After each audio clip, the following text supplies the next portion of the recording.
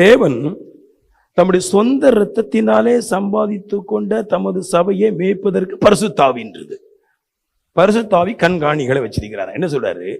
சபை இயேசு கிறிஸ்து அவரால் சம்பாதிச்சு அவருடைய இரத்தத்தினால் ஒரு சபை சம்பாதிச்சு அவர் கட்டியிருப்பாருன்னு அந்த சபைக்கு காவலாளி பரிசுத்தாவின்றார். அவன் சபனும் ஒண்ணு இருந்தா பரிசுத்தாவின் ஒண்ணு இல்லாம இருந்தா அங்க கண்காணிப்பு இருக்காதுன்றாரு, அங்க கண்டிப்பு இருக்காது, அங்க மனம் போன போக்குல விட்டுருவாங்க பாருங்க இல்லையா? இங்க இருந்தீங்கன்னா நானே உங்களை திட்டுறேன் தீர்க்க தரிசனத்துல, உன்னை அங்க பாக்குறேன் உன்னை இங்க பாக்குறேன்றேன். எதுக்கு?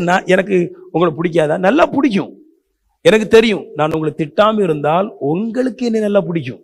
உங்க பாவத்தை எல்லாம் நான் கண்டுகொள்ளாம இருந்தா உங்களுக்கு என்ன பிடிக்கும். நான் உங்க பாவத்தை கண்டுகொள்றதுனால எனக்கு உங்களை பிடிக்கிறது.